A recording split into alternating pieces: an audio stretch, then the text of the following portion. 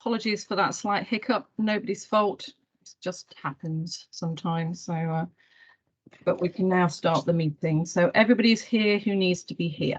Can I just clarify that? Yes. Okay. Well, welcome, ladies and gentlemen. Thank you for coming along to this focused session.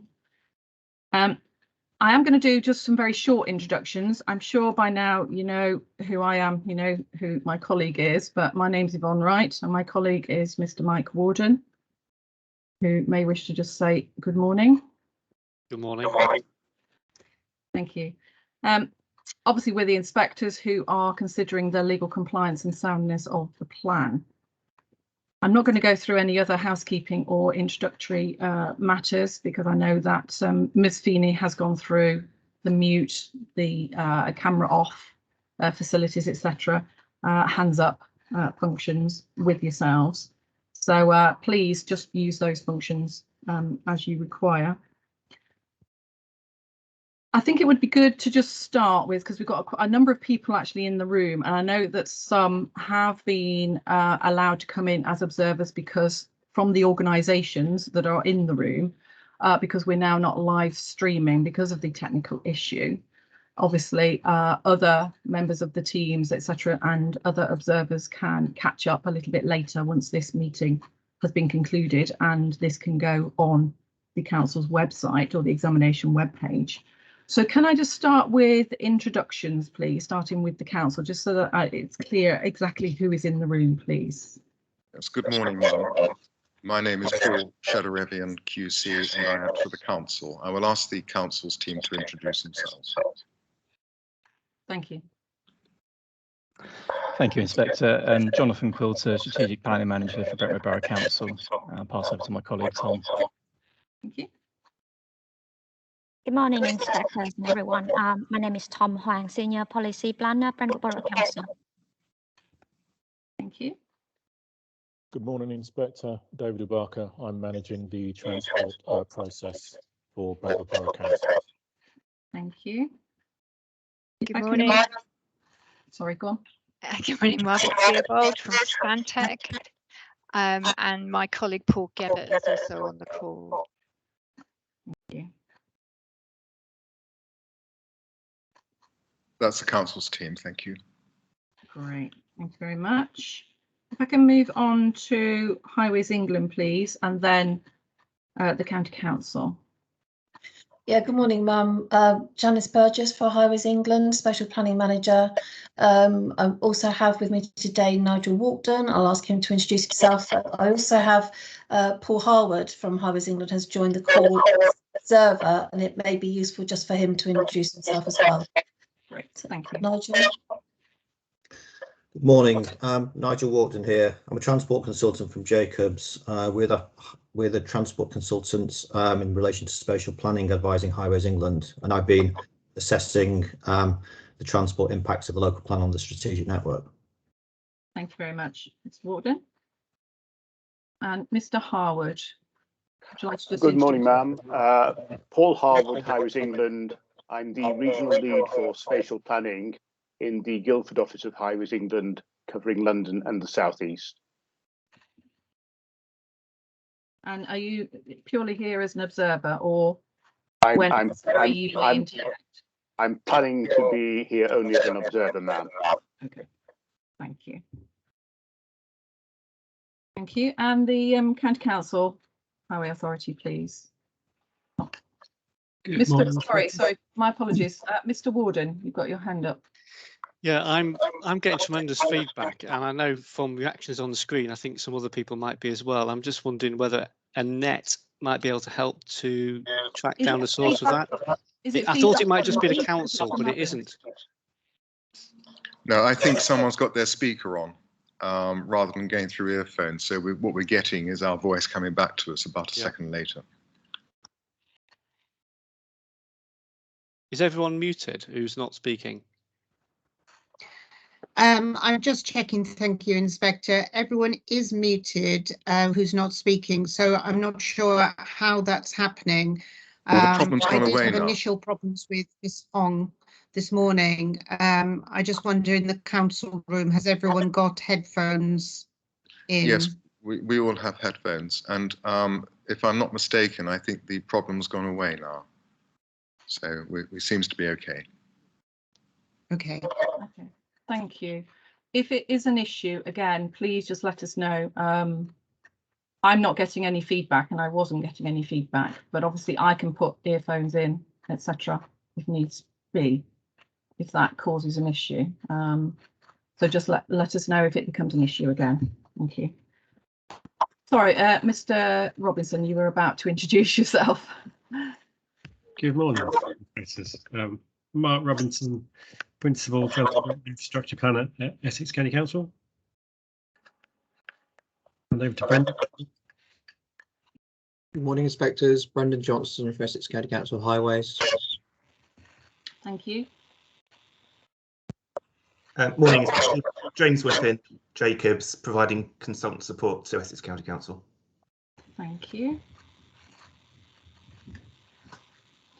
And did I hear on the call somebody else was brought in as an observer from the County Council, just so that, was that an Anne Clitheroe? Did I hear that correctly? Good morning, Inspectors. Anne Clitheroe. I'm a Principal Spatial Planner in the Spatial Planning team at ECC. I am just observing, and I provide the support to the boroughs. Okay, thank you. That was very, very, very faint, but if you're just an observer, it doesn't matter. Sorry, that's probably why the mic wasn't down, but that's fine. If you're just observing, that's absolutely fine. Thank you. Okay, is there anybody else who hasn't introduced themselves who's in the meeting? There shouldn't be, but just to clarify, no. Okay, great. Thank you very much.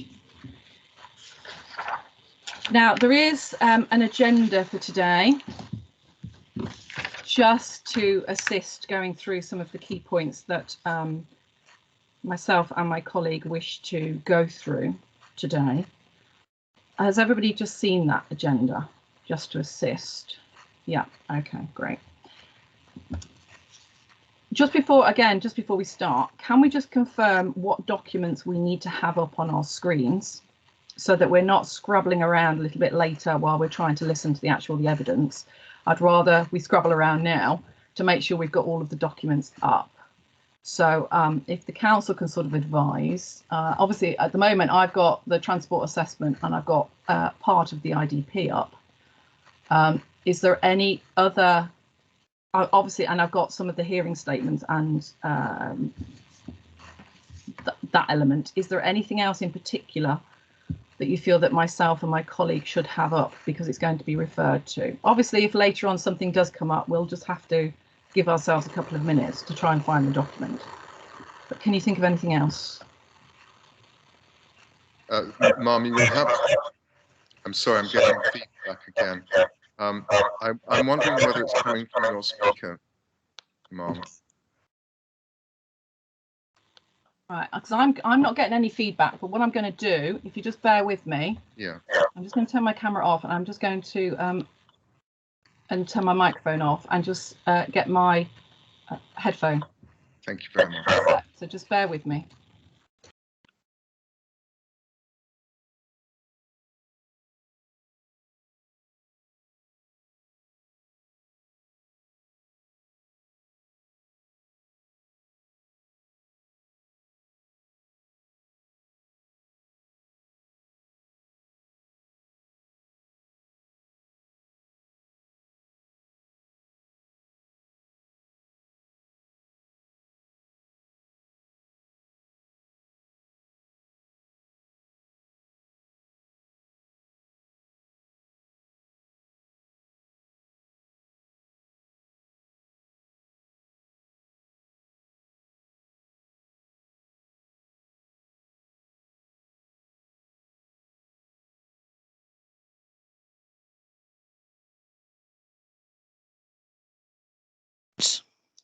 I'm back. Can you hear me? Yes, ma'am. Thank you very much. Has that resolved the issue? Absolutely, it does. Thank you. Excellent. It was my fault. I will hold my hands up. Didn't hear a thing. There was no feedback from mine at all, but I'm glad we've resolved it. Excellent. Thank you very much. Thank you. So just clarification from anybody in the room as to which documents it would be useful to just have the documents up at this stage. So is anything else that we need to have up at the moment? Don't think so. Clearly, some further work has been done on design with discussions with Highways England. We haven't actually forwarded those design changes to junctions 28 and 29 mitigation on the basis that it might be a little premature because issues of design are still the subject of discussion. Although we do understand that so far as mitigation is concerned, the new modelling shows that mitigation is possible and acceptable so far as we understand it at junctions 28 and junctions 29. That's using the LTC latest database as requested by Highways England. So we can talk about design changes as and when necessary, but my understanding is that in principle, so far as the modelling is concerned, there are solutions at junction 28 and 29 which follow closely that which was before you in January. Well, we're going to go through. Thank you for that, Mr. Shadoravian. I just wanted a clarification. I obviously understand, and we both understand that additional work has been carried out, and we understand that a large amount of meetings have occurred, etc. What I want to do is I want to go through a bit of a recap of where we as the inspectors think we're at, and then we'll take it from there. Okay. So I just wanted to just clarify about the documents. We realise we haven't got the detailed elements with us, but to be perfectly honest, this is a local plan examination. We don't need the detail. That's not what we're after. We're not highway engineers. We're not here to discuss the specific detailed matters, because that's not what's important to us. We just need to understand the principles in relation to the implications of the planned growth on the strategic highway network and the concerns that Highways England have and whether we can resolve those concerns. So what I just wanted to do first of all is just run through a bit of a recap. Following on from, because this came to sort of to our attention obviously in February, with the Highways England hearing statement, which was their hearing statement in relation to matter 12A at that time, and the concerns that they raised about the modelling and the issues, particularly in relation to the M25 junction 28 and junction 29. Now, following on from that, it was decided that because there was an outstanding objection from Highways England stating that the plan was not sound because of this concerns over lack of information, lack of evidence, lack of modelling that had been carried out, that we asked the council and Highways England to agree a timetable to produce relevant evidence, to go away and do what was necessary in relation to the additional evidence that was required to satisfy Highways England's concerns. And in a letter that the council produced, F77, I think it is, a list of tasks were agreed and a timetable was agreed in relation to that. So on the back of that, we postponed any further discussions on matter 12A in relation to highway related matters. We've obviously dealt with sustainable transport and all those sorts of matters, but not highways matters, and we will be dealing with that tomorrow. And obviously, because of the timetable that was set out in the F77 letter that had been agreed, we postponed and said we would do these hearings now in July.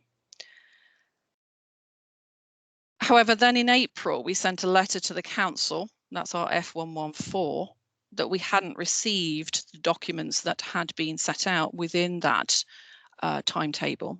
And I think there was supposed to be a draft statement of common ground, etc., produced. The council then clarified in the same month that I don't think it was the intention of them to produce something in draft. It was just the way that the letter had been worded, but that the deadlines and the delivery of the required information, the required evidence, was still on track and would still be delivered by the date that was set out in the original letter, which was the 4th of June.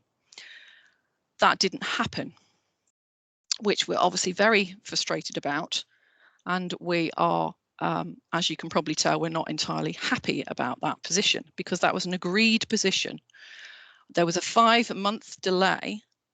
It was a 4-month delay to get to the June 4th deadline, and that was an agreed timetable that both Highways England and the council agreed to. And as I said in April, we asked for confirmation whether that timetable was still accurate, and it was confirmed to us, yes, that's still accurate. We can still deliver what's agreed. Obviously, that hasn't happened, which we are frustrated about, which is why we wanted to have this focus session, because we need to progress, and it's not our intention to have any further sessions following this week. Excuse me.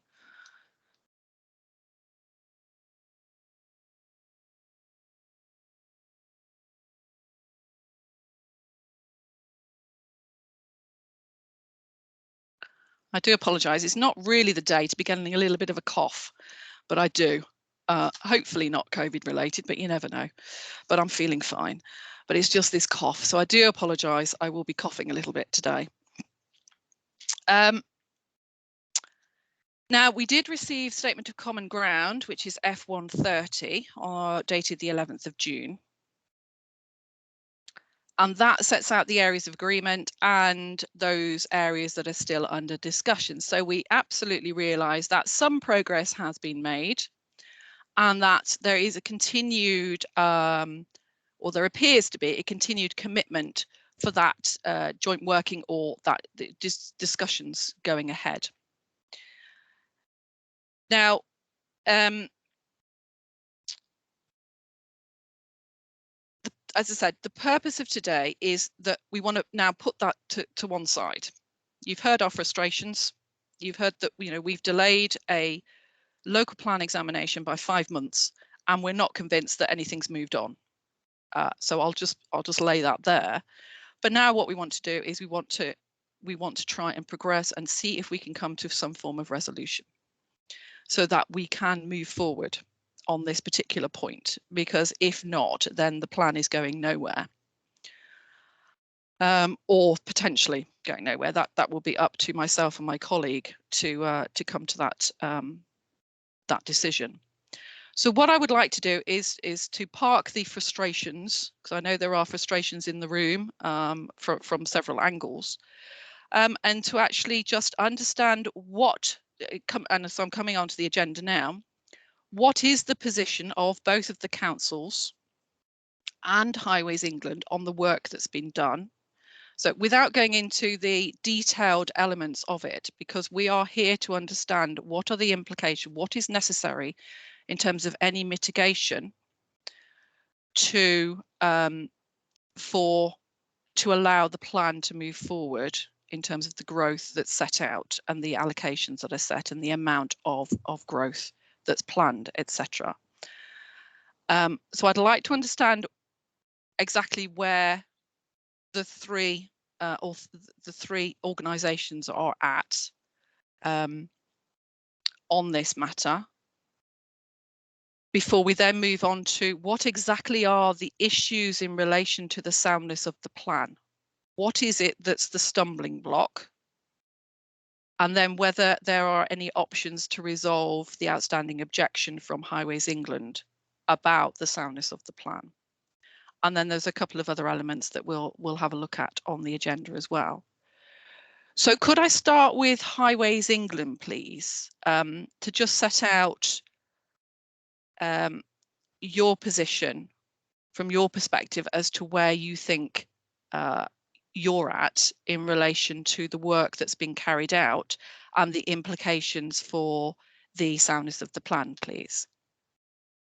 Is that going to be, just bear with me, is that going to be, is it Ms. Wardle? No, ma'am, it's Mrs. Burgess for Highways England.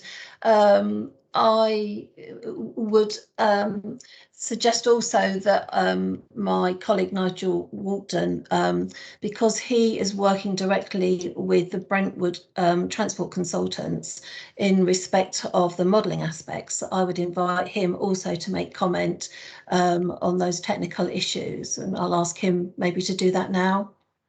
That would be great. Thank you. Yeah, thank you. I think our position as of today is overall unchanged from our position in February, whereby effectively we haven't seen everything we need to declare the plan sound. To date, since February, we've been away and we've been in close contact with Brentwood, and an assessment of the impacts upon the strategic network, so that is M25 junctions 28, 29 and the A12 junction 12, assessment has taken place. What it is indicating is that there's potentially a significant amount of mitigation required, not only at the roundabouts at junctions 28 and 29, but also at the mergers and diverges, and at the mergers and diverges at A12 junction 12. Now, although the assessments have been taken place and required mitigation at those locations has been identified, only some of that mitigation has been presented to us. It hasn't all been presented to us. And so we don't have the evidence that, the impacts can be mitigated because we haven't seen all of the mitigations yet. I mean, once we've seen the mitigations, we could then, look at safety assessments, initial safety assessments to decide whether there would be any showstoppers which would prevent those being built from a design point of view, and costs. But obviously the safety assessments and the costs really have yet to be produced. So our position is from a soundness point of view that there's still insufficient evidence for us to declare the plan sound at this point.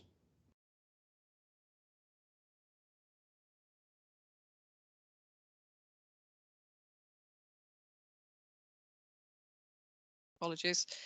Ms. Burgess, is there anything you want to add to that? Because I'm going to go to I'm going to go to Brentwood County Council and then to Essex County Council. Oh. No, there's nothing more I want to add at this time. Okay, thank you. I've just had a message through as well that we're now live on YouTube. Ms. Feeney, was that what you were going to say? Yeah. You're on mute, Ms. Feeney. Thank you. Yes, we are now live on YouTube, and just to confirm that the full recording will be uploaded later for those who have not been able to hear the first part of the meeting. Okay, great. Thank you. That's good news. Thank you very much. Okay, can I come to Brentwood County Council, please? Brentwood Borough Council, please, to just give us just a short summary of the position of yourselves in relation to the outstanding objection that Highways England has on the matter. I'm going to Mr. ask Shadowraven. I'm going to ask Mr. Ubacker, who's been involved in discussions, to give you our position on this. Thank you. Mr. Ubacker, please. Thank you, inspectors. We have worked closely with Highways England, and we have been undertaking and have delivered the majority of information that's required. Where we have, and our position is, we have mitigations to deal with the growth that's in Brentwood's local plan. What we have been asking questions on is the degree of mitigations that we need to show in terms of merge diverges and other safety issues, which I'll come back to in terms of level of detail, that's required to address background growth. and that background growth is strategic growth.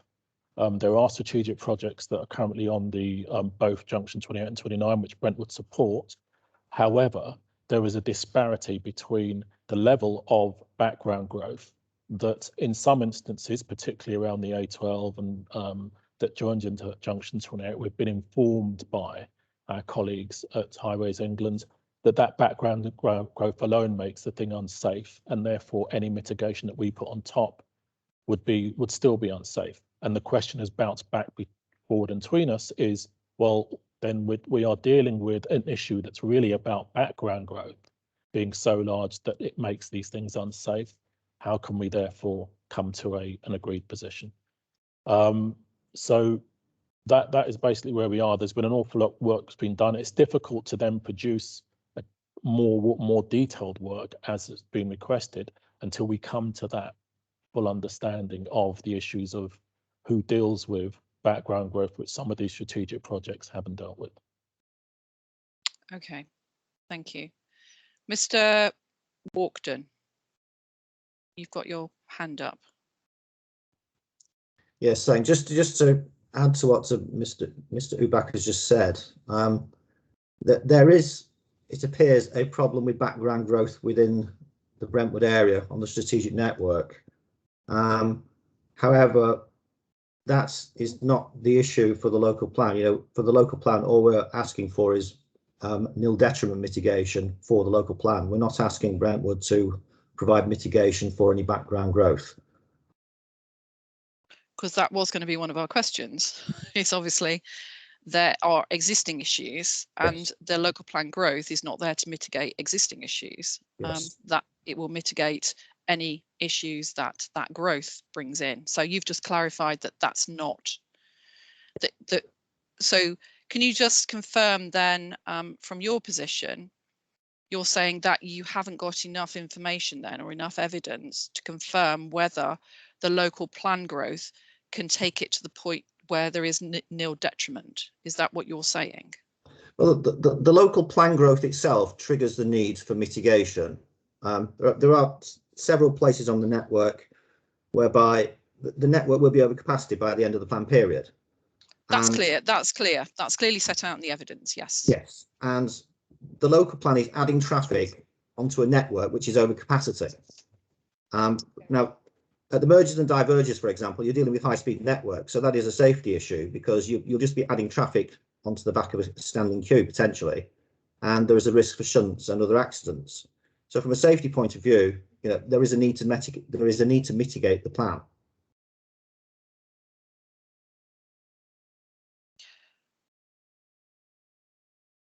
So can I just, so the mitigation that's set out in the evidence that's within the plan and within the documents that are before us, are you saying that that's not good enough? I'm saying that in terms of the transport assessment that you've probably got in front of you, yes, that has been superseded in what has been done in the last few months. I don't think Brentwood have actually shared what they've done within the last few months, but that's up to them. What we need to see is nil detriment mitigation at a variety of locations, at a number of slips, junctions 28, 29 and A12 junction 12. Some of those we have seen, but some of them we haven't. And is there a reason behind that as to why you haven't seen them? We're just trying to understand everybody's positions and then see if something is solvable or not, as the case may be. So from your perspective, is it because you've had those discussions but you haven't so far, because it hasn't been done yet, you haven't received that information, or you've asked and you haven't received that information? I'm just trying to understand from your perspective, and then I'll give obviously the council, and then I want to bring in the county council as well, an understanding of their perspective. But from your perspective, from my the information isn't there. Yeah, from my perspective is that the assessment was ongoing, and essentially I think we've run out of time.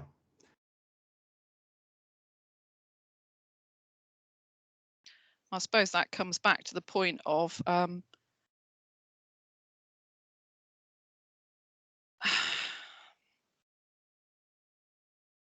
if we'd have known that at the time when it was decided, we're not apportioning any blame to anybody at all, because that doesn't resolve anything. But we, as the inspectors who are obviously outside of the discussions that have been going on, we've had no inclusion in those whatsoever. We are just a little bit baffled as to why a deadline was set and it hasn't been met, because obviously we are trying to just deal with the plan, and we perfectly understand that detailed elements need to be discussed, but it's how far detailed matters need to be dealt with when we're just dealing with a strategic planning element. Detailed parts can be dealt with at a planning application stage.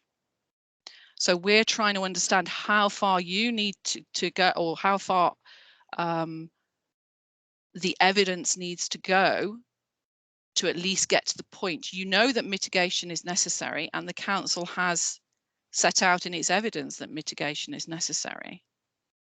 They've not said that otherwise. So, but it's how far the evidence goes.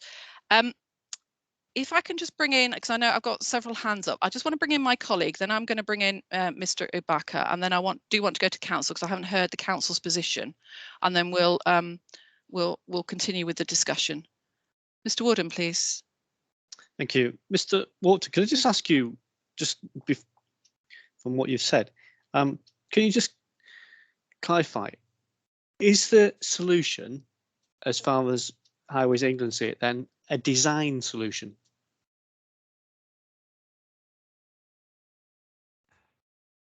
I would say that the answer to that is yes. First of all, we need to see transport modelling work undertaken, which then indicates whether mitigation is required or not. Then we undertake transport modelling work on potential mitigations to decide whether the mitigation is acceptable or not from a traffic flow point of view. Then we need enough confidence that those mitigations are actually deliverable. So they need to be designed to certain standards. Any showstoppers for the local plan need to be identified that, you know, downstream may prevent that from being built. So we need to identify those at this stage rather than 5 years down the line, that, well, actually, you know, we can't deliver that mitigation and, you know, we need a new local plan. So design does need to come into it, yes. And then following that, you know, then there needs to be an indication of what the likely costs are going to be from a viability point of view. Because, you know, if there's no chance, no reasonable prospects of any mitigation being built because the funding is just not there, then, you know, that needs to be identified at the present time. I mean, I'd like to just slightly different from what you said, Mum, about these things can be looked at a planning application stage, because from a transport point of view, we're looking at cumulative impacts of the whole plan.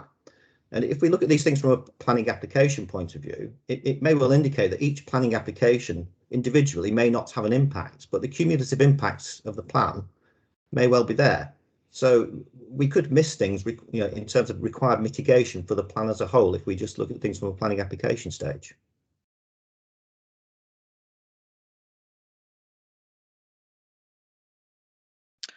Thank you, Mr. Walkden.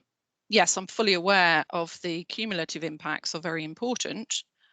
I suppose it's how far the design element needs to go before. That was what I was saying. Obviously, it has to be designed up to a certain point so that costings and viability and deliverability and who is expected to pay, because we've already had these discussions on some of the site allocations previously, where we've gone through and said, okay, well, what mitigation is necessary for this development, but also cumulatively to ensure that the infrastructure is in place, and that includes the strategic highway infrastructure. So we've already had or we've partially had some of those discussions at the site allocation stage, and we realise that it's not, you know, that things do need to be set out. That's why the IDP is so important. because if there are implications across the board for some substantial strategic highway infrastructure to be put in place, then that needs to be proportionately shared across the development that's proposed in accordance with the policies that are set out within the plan. And that's what we're trying to reach, that sort of agreement. But exactly how far the design element needs to go to reach that point, that's what we're struggling with. So I hope you understand where I was coming from. Yes. I was saying about, because obviously cumulative impact is really, really important to consider. Can I bring in, sorry, Mr. Walkden, did you want to say anything yes, further? just to add to that, yes, we're not asking for, finalised designs at this stage. We need to progress to a point whereby we know a design of a certain type will mitigate the impacts that are created. It doesn't have to be a detailed design, but we just have to have enough confidence in it to ensure that a design of this type can be constructed and can be implemented. So we're not asking for detailed designs, but we do need enough confidence for a local plan, because we recognise, a variant of this design may well be built and not this actual design itself. But Mr. Walkden, you've been having weekly meetings with the council, and so why have we got to this point where, if it's simple information that's required, why are we now at this point and still have got these matters unresolved and seeking clarification as to what's required? Well, the assessment to date has been it's been an iterative process. The council have presented information, and we've commented on it, and the assessment has been backwards and forwards a few times, and that has eaten into the time available. And essentially, from my point of view, the assessment was ongoing, and it's still ongoing. It is still incomplete as we speak today. Thank you. I think both of us got some more questions. Well, we've got quite a few more questions, but Mr. Barker has had his hand up before me, actually. So I feel I need to give way to Mr. Barker. That was my fault. I brought you in. No, Mr. no, Walkden, it's absolutely fine. So it's fine. But Mr. Barker, you've been waiting very patiently, Mr. Barker. So please join the meeting. Thank you, inspectors. Thank you, inspectors. I'm a very patient man. So it's required in these processes, and it has been required. We've been working diligently with all our highways partners, because, as you know, Brentwood isn't a highways authority. Therefore, we work with Essex County Council and work with Highways England. Can I just make sure that everybody understands where we are? We have done the modelling work. That modelling work suggested and in fact stated that mitigations are required at these junctions. I think it was somehow, I don't think they meant that, but saying the work hadn't been done. That work has been done and it has been submitted, although it's iterative. And those mitigations have been costed, all of them. So that is a stated position. Now, with regards to the delays, it must be stated, and I'm sure you're aware of this, that one of the first things we ran into is that we were given information by Highways England project teams for different projects, Lower Thames Crossing and Junction 28. And at the behest of Mr. Walden, on behalf of Highways England, he informed us that the information, the modelling information for Junction 28 was incorrect and didn't match up with the information from LTC. We therefore had to instruct our consultants to revise, not once but twice, because the LTC data was then updated again, to revise all of the other junctions to match data flows so that we could get something that was consistent all the way through. So that caused a bit of a delay, because we obtained basically from two major projects different information that was pointed out by Highways England.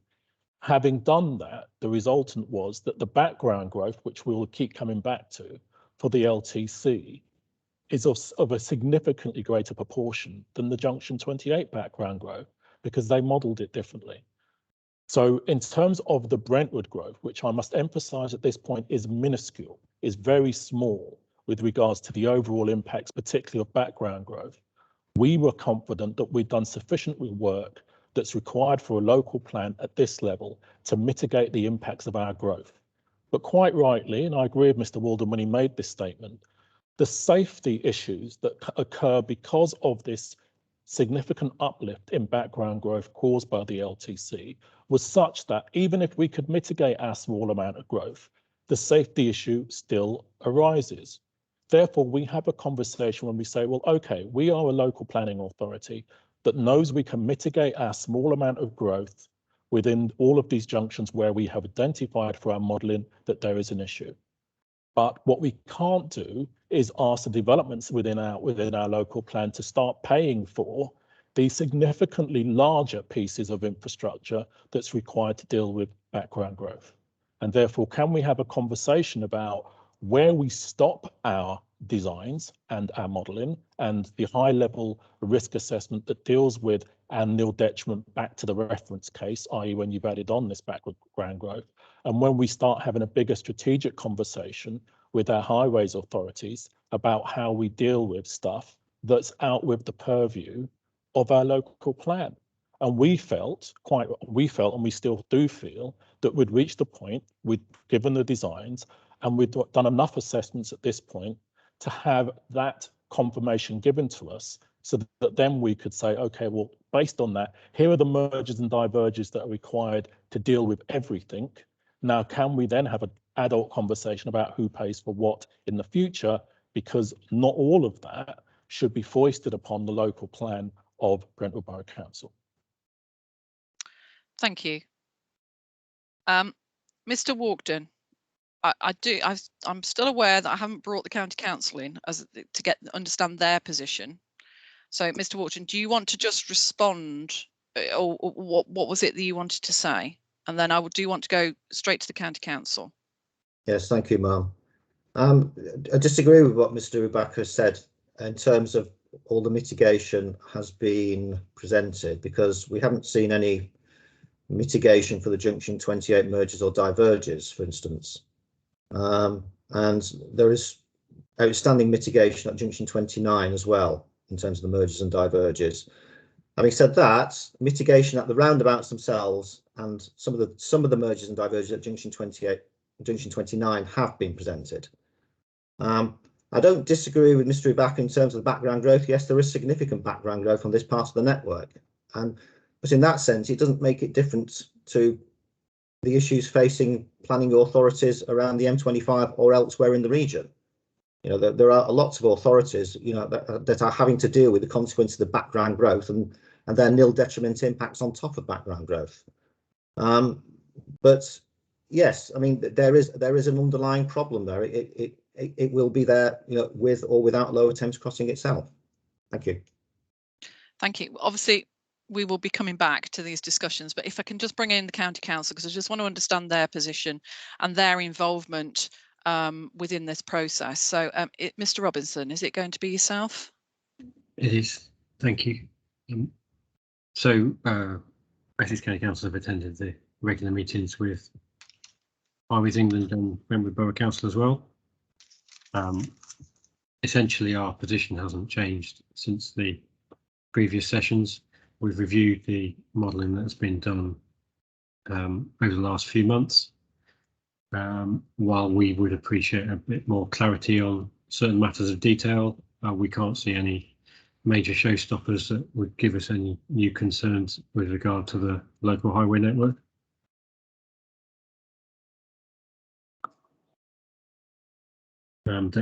There's appreciating that there is a bit of design work that still needs to be carried out that could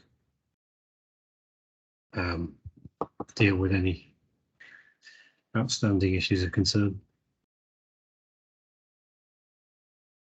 Okay, thank you.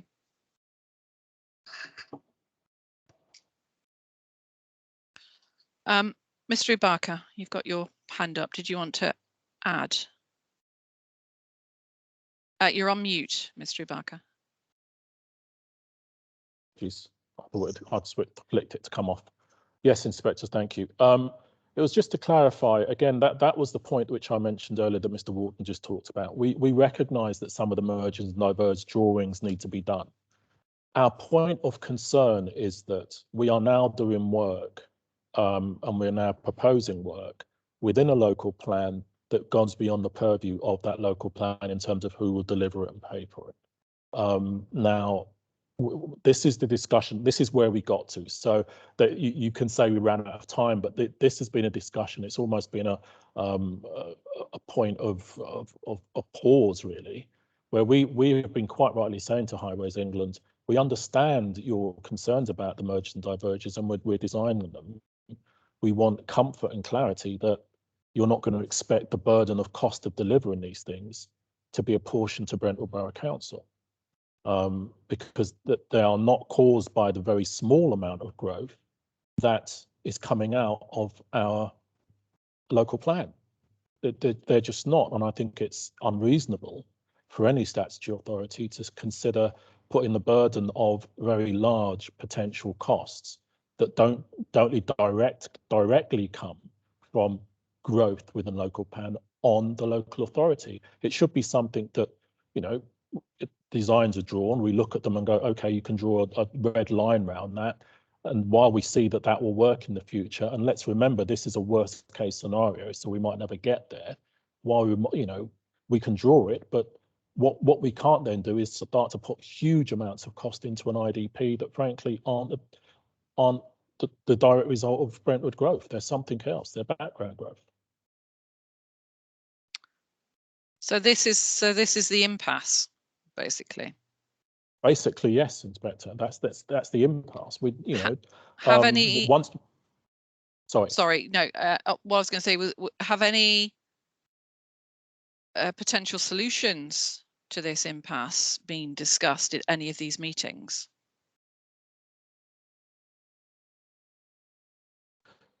Yes, they have. We have looked at sustainable transport as we should under the NPPF. We looked at that first. But to be consistent with the guidance we've had from our Essex County colleagues, we have not over-egged the sustainability part because they have concerns about the viability of some of that. There are emerging policies and thoughts coming from Transport East, who we both of us will have to and do report up to in terms of what their bigger strategic aims will be within the next period, in fact, within the plan period. And so there are sustainability things that we know are coming forward from these larger strategic transport entities. And we have taken this as far as we can take it to a point where we have considered all these other options, and we are still considering them, and we're in conversations about how we can realistically apply them, because there has to be a realism about their application. And what discussions, I will bring in my colleague shortly, what discussions have been had cross-boundary with other authorities, where obviously, because these junctions aren't just Brentwood, are they? Indeed not. Sorry, so not what discussions have happened there, either from the council's perspective or County Council or Highways England? You know, what's been going on from that perspective?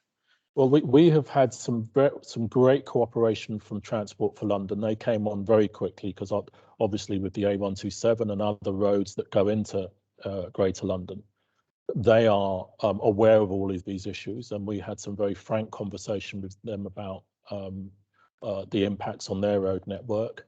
And they said to us, listen, when we get to the point where we need to get involved, we are more than happy to come into a bigger strategic conversation that looks at dealing with this large amount of growth. So the entities, and we're talking to the railway companies in terms of TfL and Crossrail, we're talking to C2C and Network Rail with regards to sustainable transport. We've been talking to our bus colleagues through County Council and others. So we have engaged with all the various stakeholders that can have a positive impact upon sort of, you know, impact on strategic road network and our own networks. And we're set up to have those larger conversations to make sure and monitor that if, and it is an if, the gravity model that's been used to do this assessment, which is a bit of a blunt tool, these problems do arise. We have a process by which we can collectively come together and find solutions in good time so that the strategic highway networks do not fall over. Thank you, Mr. Ibaka. Mr. Warden. Thank you. Can I just ask Mr. Walkden that Mr. Ibaka said that that the council or the local plan, the IDP, did not want to be left with the burden of the cost of mitigating background growth or dealing with background growth. Is that Highways England's position as well? Are they?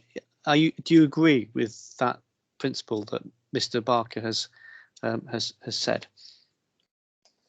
Yes, there's no requirement for a local plan to provide betterments to mitigate the impacts of background growth. You know, we're simply looking for nil detriment solutions to impacts that we see from the evidence for the local plan. Okay, thank you.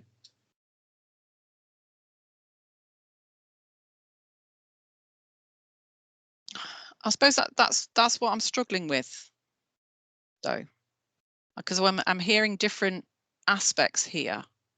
So if you can help us out, I'm trying to understand. The council is saying that the modelling has been done and the mitigation is set out. What I'm hearing from Highways England is that not all the modelling has been done. So is it clear as to exactly what modelling hasn't been carried out from Highways England perspective? And if it is necessary, why has the council not done it? Now, the council, I presume, is going to respond, and I will, obviously bring the council in. They will say, well, that's not necessary. So I'm trying to understand, what is it that's missing from mitigation of the local plan growth that's not already in our evidence? So is that Mr. Walkden? Yes, I can answer that, ma'am. Thank you. The modelling work has been undertaken. What it is showing is that certain mitigations are required, and no designs for these mitigations have been progressed as far as we can see. So you can split the modelling into two aspects. One is looking at the mergers and diverges, and one is looking at the roundabouts. Now, the roundabout modelling at junctions 28 and 29 has been undertaken. It is showing certain impacts because of a variety of different scenarios, with and without a junction 28 improvement scheme, with and without Lower Thames crossing. So that modelling has been undertaken at the two roundabouts, and it is showing, what impacts are required, what impacts are likely to happen under the different scenarios. So at junction 29 is basically showing that there are going to be mitigations required. Those mitigations are likely to be able to cope with the impact of the local plan. That's not necessarily the case at junction 28, whereby it's looking as though the M28 improvement scheme itself will be required. Otherwise, quite large mitigations will be required on circulatory carriages, including the bridges. And in terms of the mergers and diverges, that there are separate assessments. At junction 29, they have been undertaken and some mitigations have been proposed. I think there is one southbound diverge on the southbound off slip, which is still required. And at junction 28, we said, based upon the impacts of the merge and diverge assessments, we've laid out, what the mitigation requirements would be. And we haven't seen any designs which in response to our comments on the required mitigation. Okay, thank you, Mr. Walkden. Can I have a council response on what Mr. Walkden has just said in terms of outstanding issues from Highway England's perspective? They consider, that those are outstanding. So, Mr. Ibaka. Thank you, Inspector. Our position is the modelling work has been done, otherwise the merge, diverge, etc., and everything's been mentioned wouldn't be apparent, and therefore we wouldn't be proposing mitigations. So the modelling work is ostensibly complete. We recognise that there are some merge diverges that need to be proposed and designed out, and we're aware of those, and that's the stage we've reached. Again, to reiterate, and I don't want to sound like a scratched record, the conversations we were having was about who pays for these. So while we've instructed the consultants to look at the impacts of those merge diverges, we have a reasonable degree of confidence that the majority will sit within the highway boundaries, and therefore they'll be eminently deliverable. But it's, again, we're talking about a degree of cost that for a very small amount of growth in comparison to background growth is just unreasonable for us to produce drawings that then belong to Brentwood Borough Council that then could be suggested, well, it's your mitigation, surely you should pay for it. Now, and quite rightly, we take pause at that point and say, well, okay, no, we recognise these merger diverges are being done, but can we agree a process whereby even if we are paying for design work, that is strategic design work to show that the mitigations that deal with both background growth and our small amount of Brentwood growth, this is what they look like. Is there a note that can be put on these drawings that says by another or by a mechanism which is to be agreed? Because it is unreasonable for any statutory authority to require a local council to pay for mitigations that ostensibly deal with background growth. Thank you. I'm going to bring in my colleague, but there's going to be more questions. Mr. Warden, please. Thank you. I think I understand it, and I don't think I do. I think that I think the Council and Highways England agreed, because it was response to my earlier question, that the local plan or the borough council should not be paying for background growth. So mitigations in order to deal with background growth is not the responsibility of the council or the local plan. That's agreement, isn't it? That's an agreed position. So, so Mr. Barker has said that the council is worried about that, but Highways England are saying, really, you don't need to worry about that because we don't think you should need to pay for that. Is that correct? Is that the correct position between Highways England and Highways? Mr. Waters, is that? I would say that yes, it is correct. You know, we are only asking for nil detriment mitigation. It may be the case that with the mergers and diverges that, you know, some betterment will result through the provision of nil detriment mitigation. And the reason for that is that when you are providing improvements to mergers and diverges, there are step change improvements which need to be made. So, for example, when you go from a simple merge, the next step change is for a parallel merge, and those step changes will accommodate not the exact amount of impact. You know, so a step change may accommodate a few hundred vehicles, whereby nil detriment only requires, say, 200 vehicles from an operational point of view. However, from a safety point of view, those step changes are required. So it may well be that from an operational point of view, you may need to provide a little bit extra capacity to provide nil detriment from a safety point of view.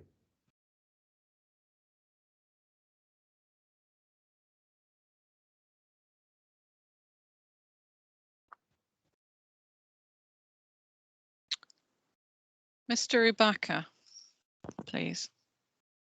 Thank you, Inspector.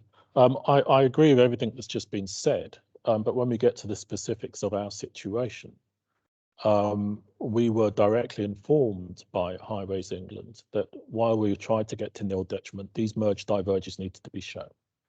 And they are disproportionate in size and cost, albeit they might be done by transition. They are disproportionate in size and cost to the minuscule amount of growth which Brentwood is putting onto the network. And we were told very clearly that no, while they accept that, because of the background growth causing a safety issue, they needed to see these things drawn. So we pause again and we say, well, if the background growth is causing the safety issue, what is the bigger strategic situation that brings that background growth to a point whereby our very small amount of growth that we're putting onto your highway network can show nil detriment, because we're not allowed to show nil detriment in terms of modelling niceties at the moment, because the background growth already puts us into risk, which I fully understand and I appreciate from a Highways England point of view, but it puts us in a situation where we're saying, well, you're asking us to show nil detriment, which we'd like to, and we've done the design works to do that. There are the mergers, divergers, which we are working out in detail. However, we're not allowed to go to nil detriment because we're in a safety issue already. So how do we resolve that safety issue that's been foisted upon us? And we've not had an answer to that question. Mr. Walkden, please. Thank you. If the network is over capacity and it's high-speed network, there is likely to be an underlying safety issue. Yes, that is the case. For the local plan, what you need to demonstrate is that you're not making that safety issue worse. And that is the nil detriment that is required. Yes, you know, in an ideal world, you know, there would be funding for all problems all over the network, all over the country, and we wouldn't be in this situation in the first place. However, you know, resources are scarce and funding for road improvements are prioritised across the country based upon need. So if this growth wasn't being proposed, i.e. the Brentwood local plan wasn't coming forward, what would Highways England be doing to sort out the issues? Because the issues would still be there. So what would be the route that Highways England would go down to resolve those existing and future issues in relation to the background growth? I think my colleague Mrs. Burgess is probably best placed to answer that. Thank you, Mr. Walton. Ms. Burgess, please. Yes, thank you. Well, the route for future improvements and addressing some of those issues on the network would be through road investment, roads periods, which you'll be familiar with, ma'am. And we're going through at the moment the process of looking at new route strategies. So every part of our network has a route strategy, and within those route strategies, situations such as these merges, diverges at junctions are identified. And then, as has already been alluded to, I think by Mr. Walkden, they are prioritised by the government, and then we are given a remit to deliver those improvements within those roads periods, as we are through roads periods 2 at the moment, and for example through the Junction 28 scheme that's just got finished its DCO examination. And when I come back to the route strategies, which is basically, you know, the route to that future roads investment programme, I have been encouraging the Brentwood Borough Council to play their part in the current consultation for the next iteration of those route strategies, and to work with their colleagues in the county to make sure that a case is put forward to voice their concerns, as any other stakeholder will do, to ensure that these issues are highlighted for the future. Thank you.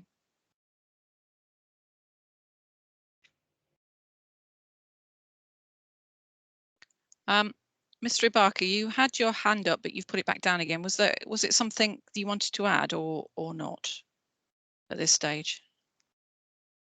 In principle, it's just to say, in principle, we have put forward the solutions that we feel are required for a local plan. They have been put forward. We accept they're being discussed, but the designs are there. I just wanted to make that clear for the record. We have put forward our solutions, and they are affordable within our local plan, and therefore it's viable. And just to reiterate, I mean, we're building on what Janice has just said. Other solutions will be possible. We would have to refer to our Essex colleagues with regard to the bigger strategic look at the A12 and the A127 and our representations for future funding. We are open to other solutions, and we've had detailed conversations with the current schemes at DCO, and we have been engaging with both schemes at DCO. However, we support them because the level of funding that has been made available to these schemes is producing solutions, although not the full solutions we'd like, that we would welcome, because frankly, we need them now. We're talking about future, but some of these things are needed now, and therefore the Junction 28 scheme in particular, albeit it doesn't go the full distance that we would like. You know, it's there, and we would hope we can build on that in the future to make sure it becomes appropriate for the growth that not just Brentwood, but the whole of Essex County and others are hoping to achieve in terms of government guidance.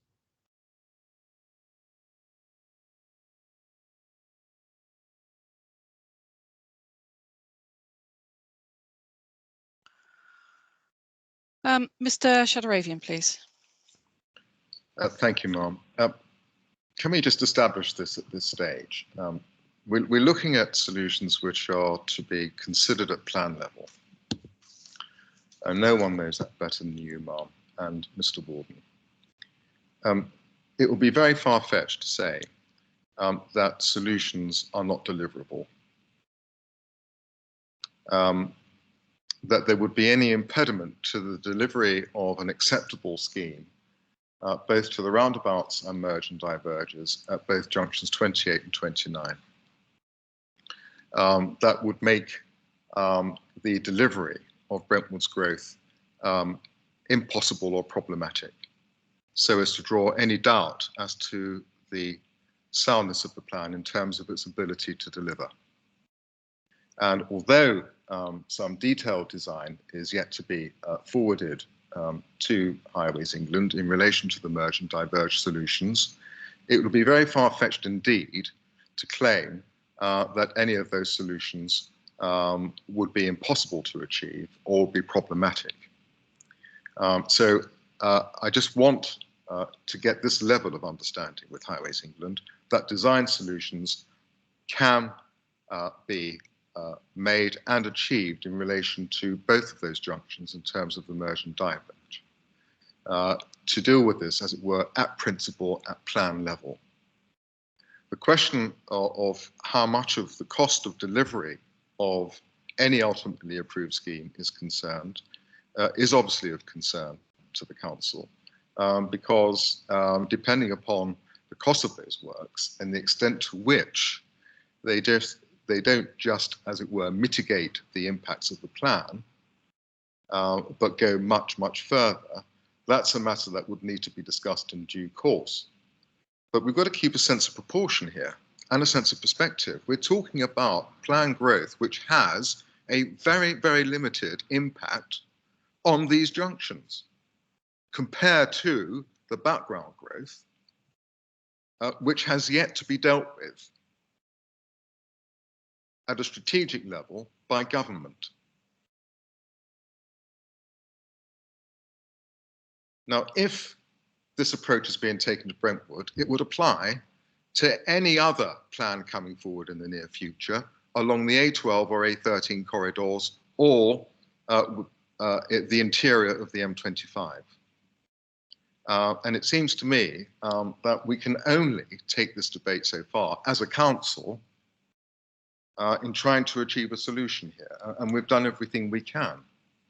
But we ought to be assured that solutions are there to be found in principle. We have identified some. Other detailed designs could come forward, and you can be confident at plan level that solutions are there. We can cost, as it were, proportionately what our contribution ought to be towards those works, and we're happy to carry out the work which has already been identified in January. There may be scope to deliver a little more, I don't know. But it's very, very difficult at this moment in time for us to go much further than we have. We can provide some further design work on the merge and diverges if that's really essential. But I do question the extent to which, at plan level and in principle, we need to go down that route. Moreover, and let's look at this in the context of the delivery of development through the plan process. We're talking about staged interventions. We're talking about putting forward detailed designs now, which may not be appropriate in 5, 10, or 15 years' time. We have no idea, actually, how appropriate they're going to be in the future. And one has to take into account also that the background growth will change over that period of time as well. And the models will have to be reviewed and reviewed and reviewed. So all I'm saying is, for the purposes of the soundness of this plan, we need to keep a sense of perspective and proportion. We are not required to go into the level of detail that comes up with detailed designs at this stage, so long as we can be confident that design solutions can be found.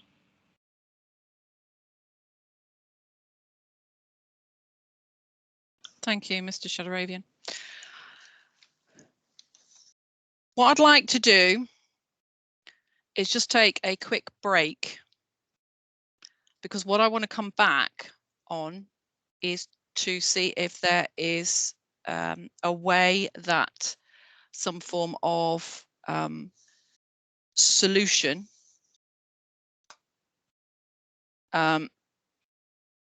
or look at the options for resolving the outstanding objection from Highways England and look at that particular area.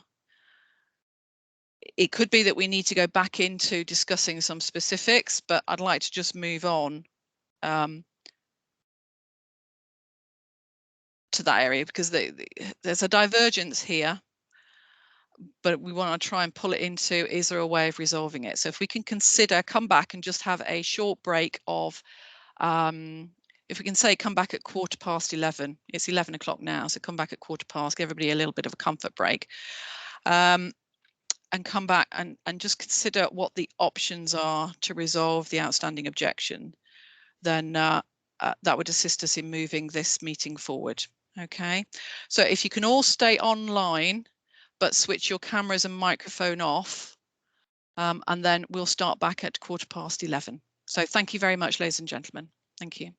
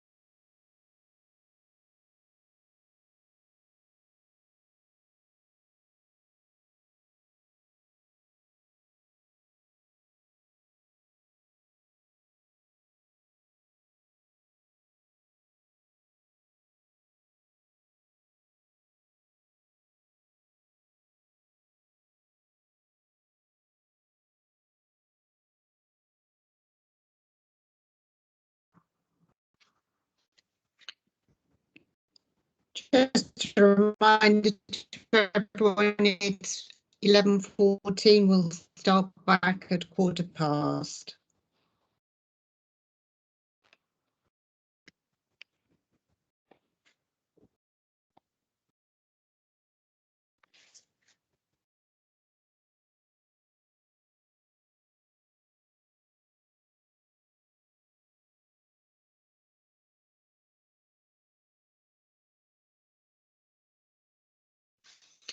It's 11:15 and the meeting goes live.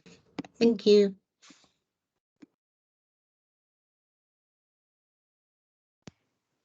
Welcome back, ladies and gentlemen. Thank you for that. There's just a couple of points before we move on to looking at options to resolve sort of outstanding objections. I notice Ms. Burgess, if she's in the room. Yeah, sorry, Mum. That's okay. You mentioned about the DCO examination for Junction 28, that had been completed. Yes. Could you just explain what that means in terms of progression of that scheme? Could you just expand on that in terms of timetabling, etc.? Yes, sure. So the DCO examination finished, I think, in May. So the inspectors are now retired to consider and write their report.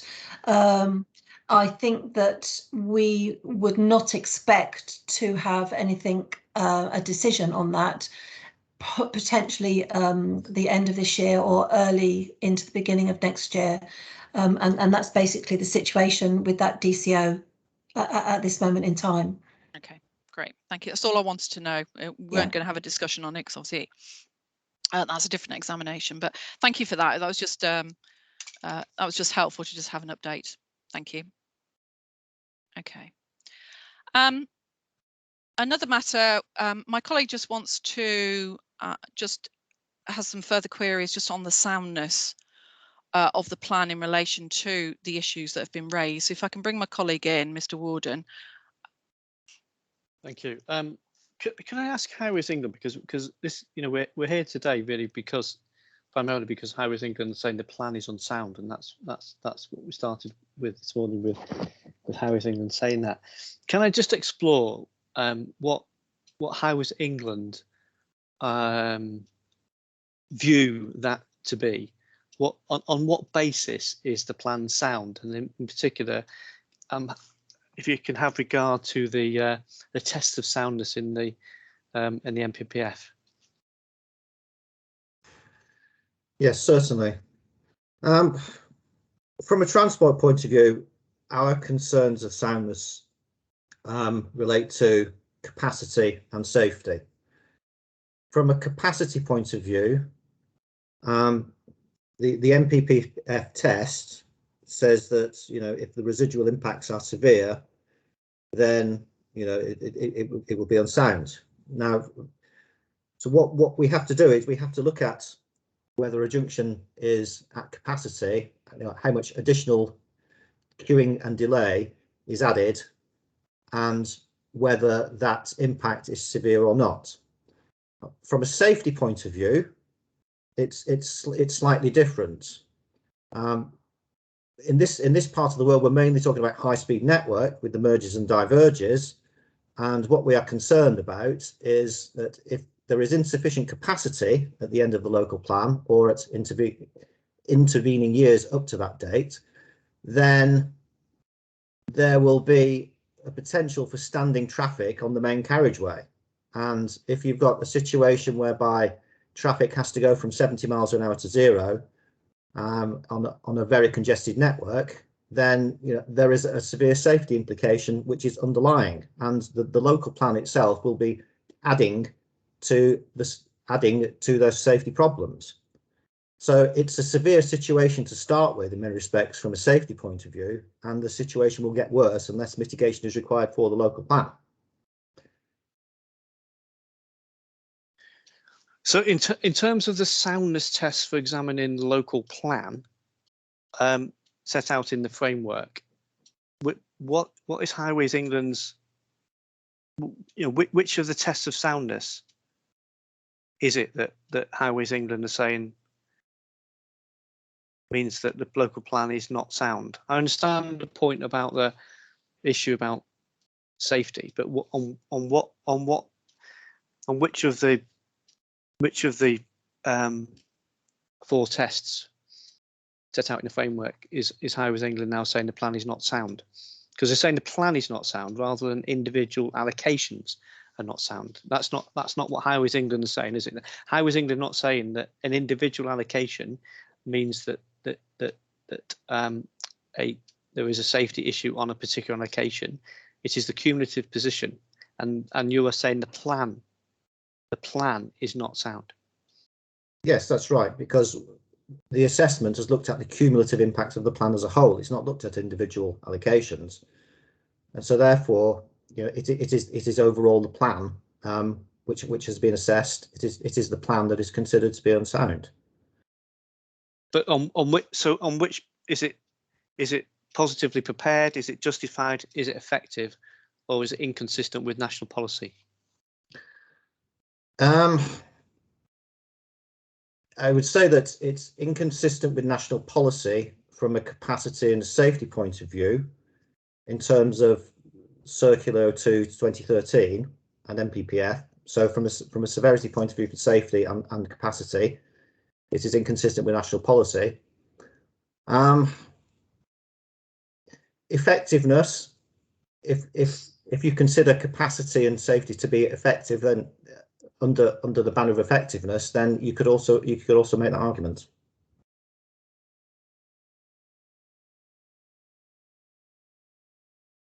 And what was Highways England's position? Just remind me, when the plan was submitted.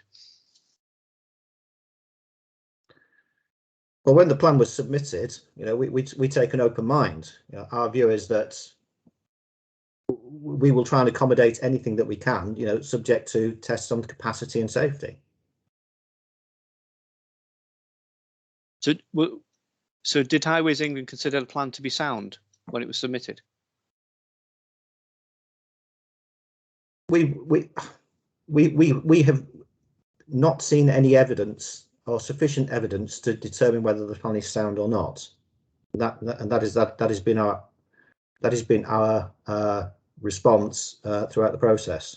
So from the submission of the plan, there was insufficient evidence from a transport assessment point of view. When the transport assessment evidence came along, and it was insufficient, and you know, we've been requesting evidence to demonstrate soundness ever since. So on submission, you had an open mind, but now you're saying the plan is unsound. Well, on submission, we hadn't seen the transport assessment evidence. That wasn't submitted until late last year, November, December time last year. You know, and until then, yes, we were happy to keep an open mind. And as I said, you know, any development that we can, we'll try and accommodate it on the network. And what do you so your sound? Let me just be totally clear then your soundness, as you say it, is soundness in respect of the examination of this plan as set out in national policy. Yes, that soundness relates to that. It's not a highway soundness. It's not a technical soundness. It is the soundness of the local plan, which Mrs. Wright and I are the whole basis of examining this local plan.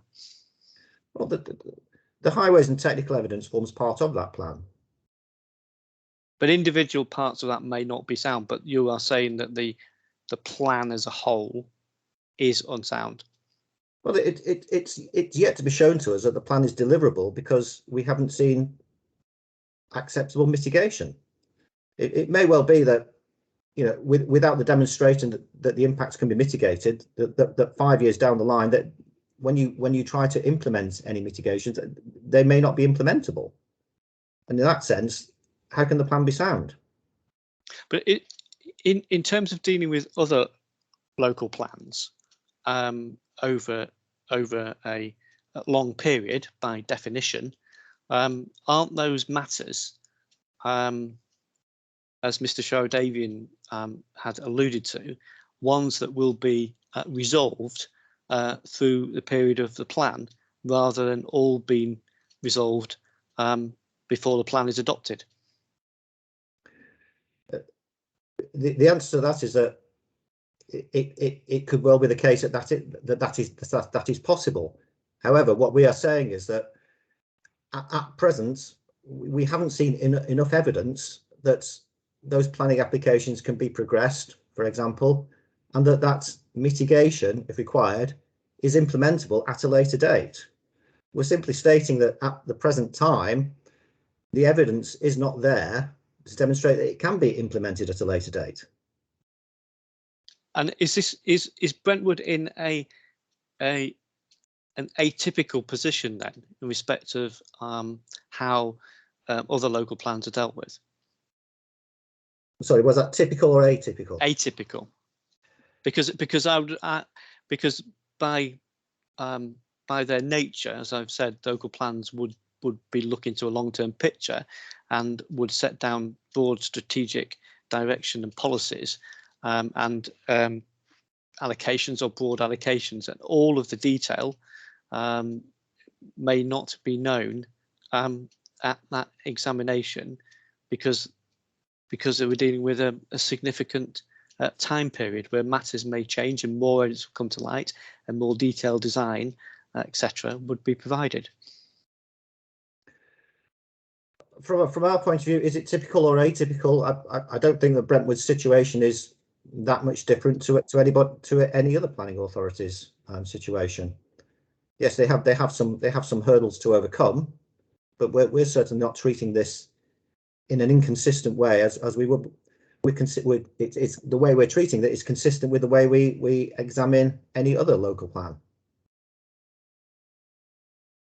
And what would be, in terms of Highways England's position, if these matters were not resolved at this stage? What would be Highways England's position? What does that what does that mean? Well, if the matters aren't resolved at this stage, under a situation, if the plan was adopted and the matters weren't resolved, then 5 or 10 years down the line, when mitigation is required to be implemented, it may well be that it's unviable. It just can't be implemented because the designs were not sufficiently worked up at a local plan examination stage to demonstrate that they could be delivered downstream. So when you say it's unviable, you mean individual sites that might come forward through planning applications? No, I mean the plan as a whole. Right. So what would because if the plan is adopted with allocations and level of growth set out, then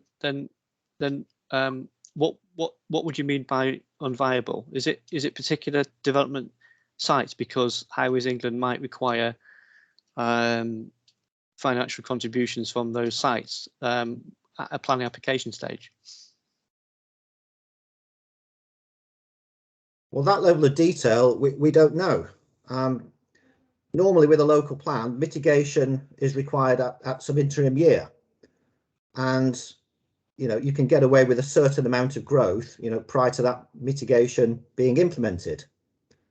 At the present time, we've seen insufficient evidence of when mitigation is required, of which developments will pay for those mitigations, and so we just don't know is the answer to that. We haven't seen that evidence.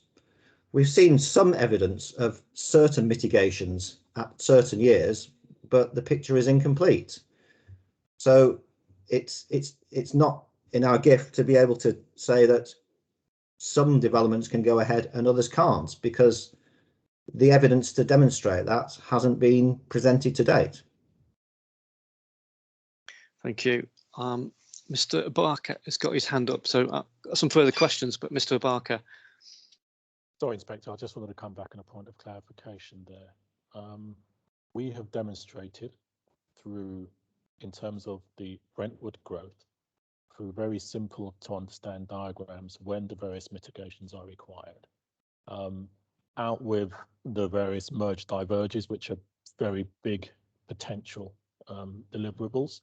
We have clearly identified for junction 28 and junction 29 in those very simple diagrams that we showed previously at previous session, with ticks against percentage of growth within the plan when each of the mitigations would be required.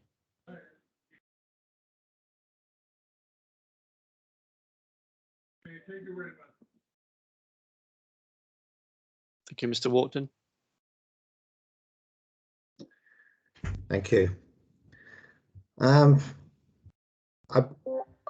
fail to say that can be the case because it has been presented for the roundabouts at junctions 28 and junctions 29.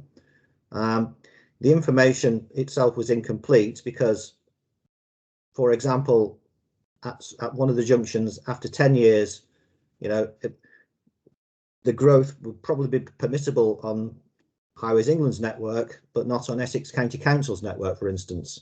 So therefore, you would need agreements of both highway authorities that an impact on one network was satisfactory in order for there to be no impact on another part of the network.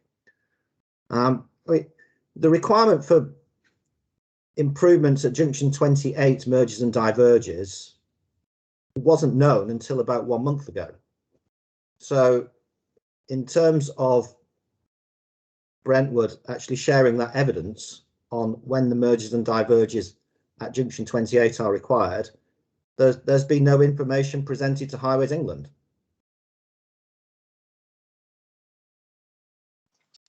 Mr. Barker.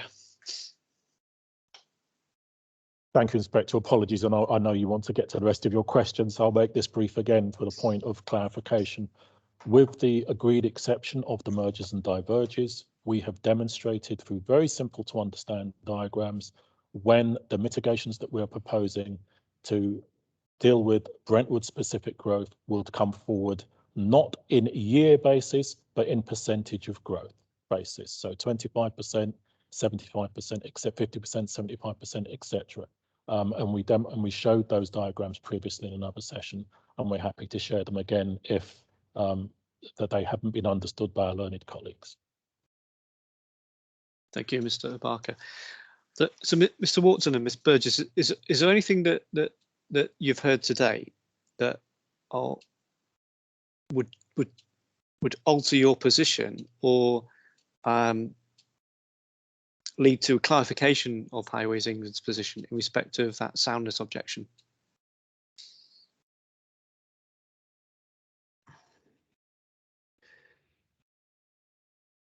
Well, I think that there seems to be an impasse between Brentwood and ourselves on what has been provided and what hasn't been provided. All I can say is that if the evidence does exist, then can it please be shared with us? But I mean, as Mr. Barker has said, you know, there is information that is still outstanding, for example, at junction 28. From what we know of the likely impact at junction 28, those impacts could be significant. And whether those impacts could be provided through developments within the local plan is questionable because we haven't seen the numbers. I mean, in some respects, I do sympathise with Brentwood in the situation that they're in. There is a great deal of background growth, but as I've said, it's not different to a lot of planning authorities around the country who are in a similar situation with background growth on the highway network. But their impacts themselves are not trivial. They may be small compared to background growth, but you know, on their own basis, you know, they are quite significant. So that's why we need to bottom this out and find the solutions that we need to see. Mr. Barker. Thank you, Inspector. I mean, the impasse you see is I don't think it's insurmountable personally. There are solutions. There are solutions which we will continue in good faith to work through. However, my learned colleague is right. I mean, Nigel's right. The potential solution to junction 28, if we want to mention that, through the modelling that we did, it demonstrates that an additional lane isn't required in the future. In fact, it's probably required now. There is a DCO that's just been passed, and it doesn't deal with that for good reason, because there's design constraints. However, it's now. It's not even background growth to a degree. It's now. So for us to have a reasoned conversation and to take this forward, there is a degree of proportionality and understanding that needs to be taken with regards to the true level of growth that Brentwood is putting onto this network. And I accept the fact that if something is in trouble, it's difficult to put more on. But we have a DCO project within Junction 28, and we have the Lower Thames Crossing that's dealing with a lot of issues now and into the future. And so the mechanism is there as far as Brentwood is concerned, working with our colleagues at Essex County Council to come up with proportionate solutions that allow growth to happen in a realistic way, given that these schemes are there. I mean, Mr. Walton referred to other local authorities. I don't know many local authorities that have two major DCO projects on its boundary at the same time going through. Yet they're not dealing with all the levels of growth which they know existed for reasons that we've been given. And while we can't do anything about them, we say, fine, given that these schemes are there and given that you know about this growth that isn't being dealt with in these schemes, can we have a reasonable way forward that allows us to work together in the future to deal with these issues of safety and capacity? Because in our opinion, that doesn't make our plan unsound. There is an unsoundness to a degree with regards to the level of mitigation that's being put forward in existing projects that have been funded. And we accept the constraints that on Highways England as a small Brentwood. How can we do otherwise? Because we need the changes that they're bringing. But one has to be proportionate with an understanding and a process of working that says, okay, there is a bit more we could do. There's a bit more you can do. Let's agree a process and how we deliver that. And that's our position. It's not, in our opinion, a matter of soundness of our plan, rather than there are issues on both sides of the table and we need to come together that are beyond the sort of responsibility of a local plan because it's way too detailed. We know there are solutions. We know there are options of solutions that are on the table. Yes, we know there are a few details that we need to work out to make everybody absolutely happy technically. But there are solutions, and at a local plan level, we aren't coming to you as inspectors saying we don't have any idea what the solutions are. I don't think any side has said we don't know what the solutions are. We know there are solutions. Yes, there is a concern whether they're deliverable, but that is part of the conversation that needs to take place going forward, because there are issues at a strategic level that are beyond the gift of Brentwood.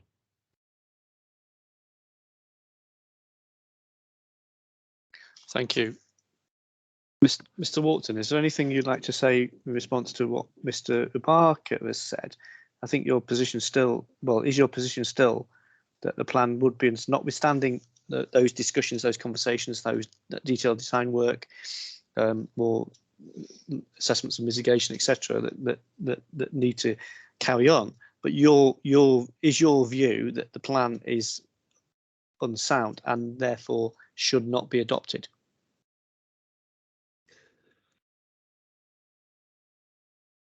I think on the evidence presented to date, we haven't seen enough to be able to declare that the plan is sound from our point of view. I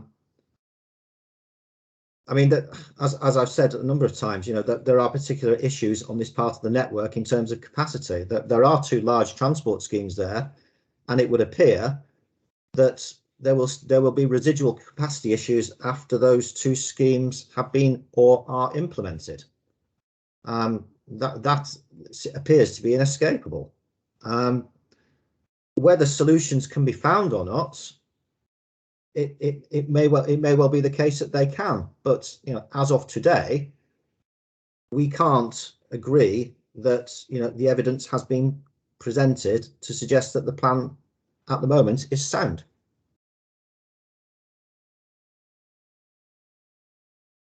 Okay. Thank you. Mr. Barker, you got your hand up. I don't know whether that was from before. It is now. Okay, before. Mrs. Wright. Thank you, Mr. Warden. We just want to make it clear, we're going to move on to just have a discussion about options for potential resolutions of the outstanding objection, but we just wanted to make it clear that we are not accepting any further evidence except for what we're hearing today. We're not going to be accepting anything further. We will be making a decision on the plan based on what we hear this week, and that's it. So just to let you know that there is nothing further, unless something comes up in the sessions and we personally request it for the purposes of understanding it. We're not going to be accepting any further evidence because we need to make a decision on the plan based on the evidence that's before us, including the oral evidence that obviously we're hearing as well. So can we just move on, having very helpfully had that discussion on the soundness of the plan and Highways England's perspective on that. Can we look at some potential options? And I know that Ms. Feeney did circulate a draft suggested updated local plan review policy. And it's very much a draft, very sort of, rough at this stage. It's not something that, that we've been involved in terms of the wording or anything like that at all. So it's very much the council coming forward, because the council will be doing an early review. We've made that very clear, or even we may call it an immediate review. We had those discussion about whether it should be an immediate or an early review. No matter what, because there are other outstanding issues such as unmet need and other issues. So the council is fully aware that they need to do an immediate or early review. And the council has helpfully put forward some wording where specific matters could be put into that review policy to tighten up the policy. It was never our intention to have a woolly review policy, thou shalt do a review and that's it, leave it at that. That was never going to be the case. We were very much going to always put in something very specific as to when the review should start, and then when the update or revision to the local plan, or whatever the full local plan, it depends on what the review comes out at as to whether the entire plan needs to be reviewed or whether it's a partial review. We would then put in a date of submission into that policy and make it very specific. We were always going to be going down that route anyway. So I know that policy has been, or that draft suggested policy by the council has been forwarded to yourselves. And obviously that does include a suggestion that specific matters, it would list specific matters that would need to be addressed by the review to make it very clear as to what would need to be addressed, such as meeting objectively assessed needs, so the unmet needs, etc. Any other issues that may come forward that we decide, subject to this plan sort of, moving forward, that we add. And as part of that, one element of that would be issues surrounding transport and highways issues and the particular concerns around A12 junction 12 and obviously the M25 junctions 28 and 29.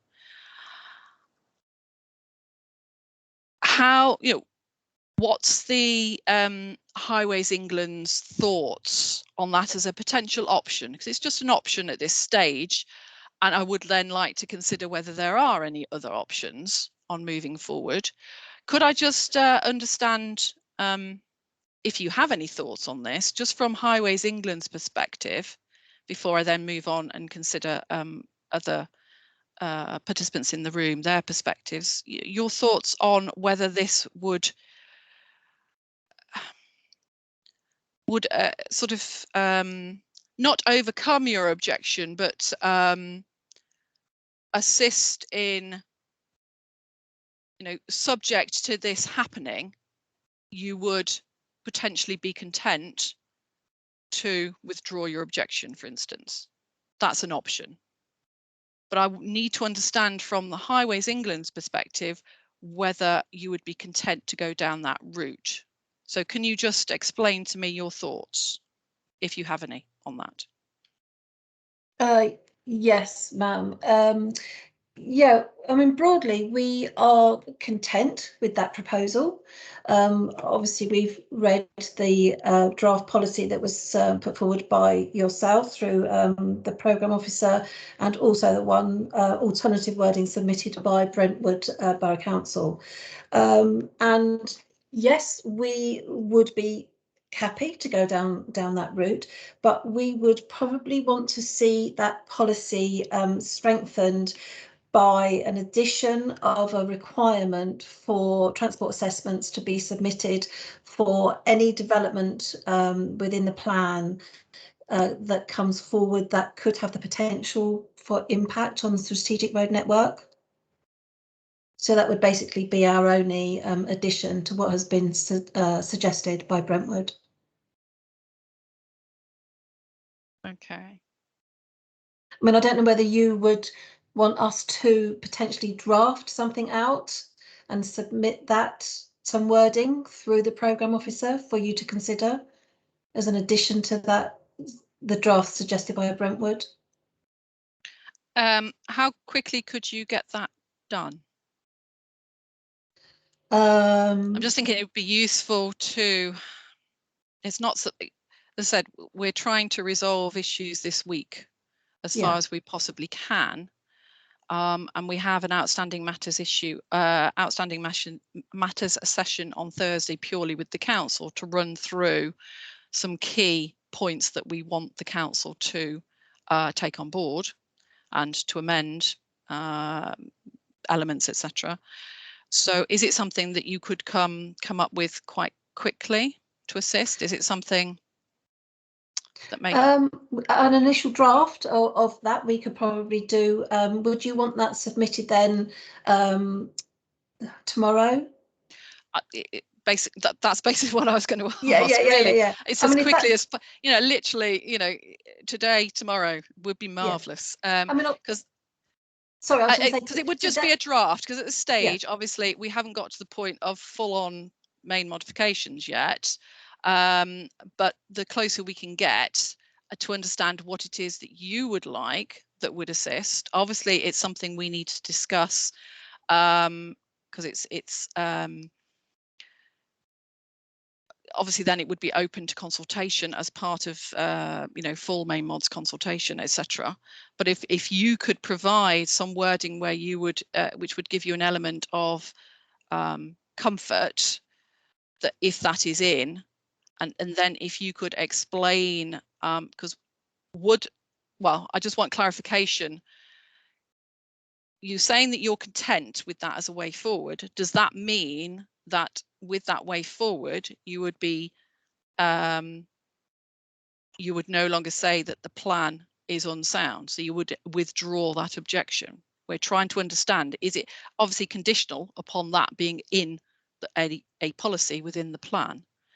Are you saying that? Because you're saying you're content with that process, but I'm just trying to understand, what does that mean with your objection?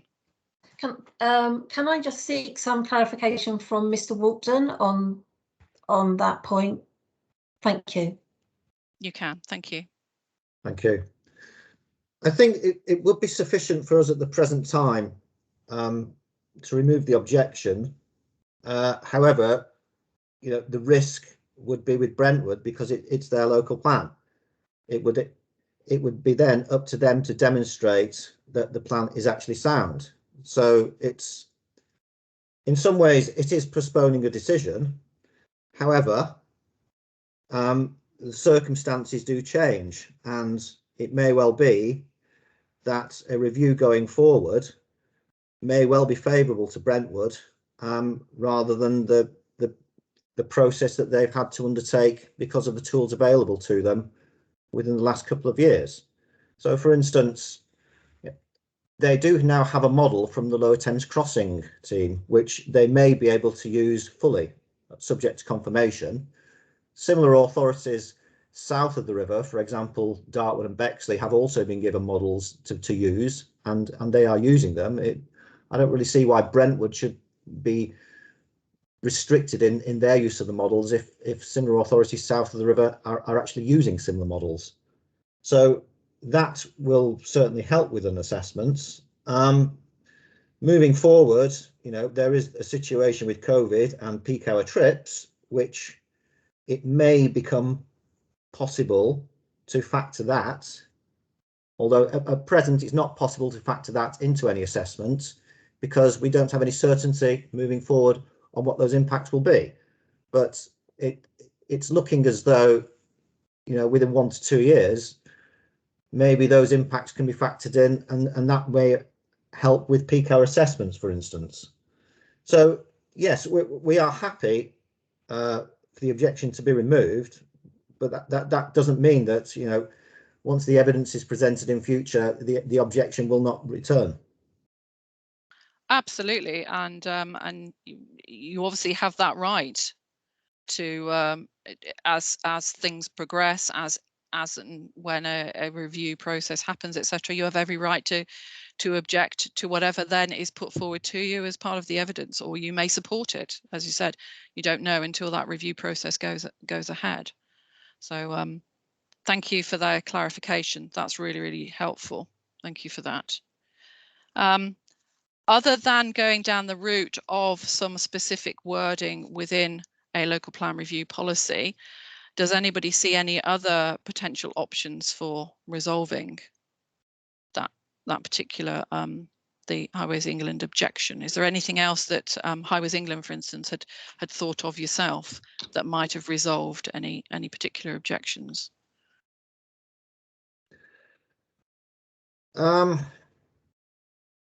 The answer to that is not really, no.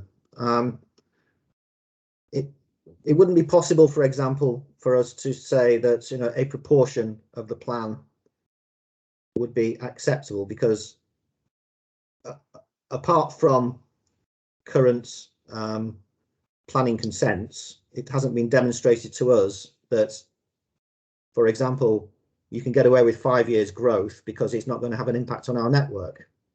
But that's not to say that evidence couldn't be produced. It could probably be produced within the next few weeks to demonstrate that 5 years of growth would be acceptable. We just haven't seen that evidence. So